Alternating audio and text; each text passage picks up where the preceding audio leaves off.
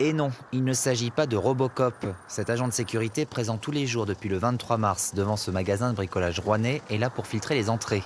Comme beaucoup d'autres, après une semaine de fermeture, il a rouvert ses portes, en tout cas son parking.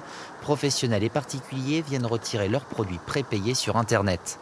Idem pour cette autre enseigne sur les plateaux nord de la ville, où là aussi la vente via un drive a repris une semaine après le début du confinement. Et numéro 3. Bonne journée, au revoir. On a commencé avec des produits de dépannage et de première nécessité. Donc c'était essentiellement des gens qui avaient besoin de se chauffer, des gens qui avaient des problèmes de panne, que ce soit de la plomberie ou de l'électricité. Et puis aujourd'hui, on élargit aussi un petit peu la gamme de produits. L'heure d'été étant arrivée et les vacances scolaires également, on participe à ce que les gens restent chez eux et puis s'occupent. À raison de 10 passages par quart d'heure, l'enseigne accueille chaque jour 360 clients de 9 h à 18 h. Le succès est tel que le drive va se poursuivre jusqu'à 19 h, notamment pour ceux qui travaillent. J'avais un peu de bricolage à faire, donc voilà quoi.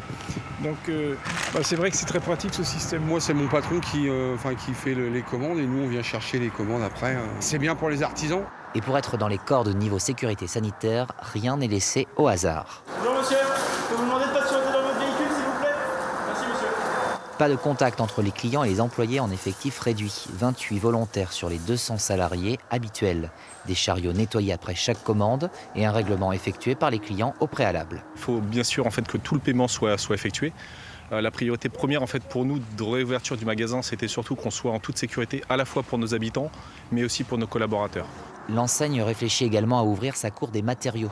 Une aubaine pour ceux qui veulent se lancer dans des travaux, alors que le confinement risque de durer.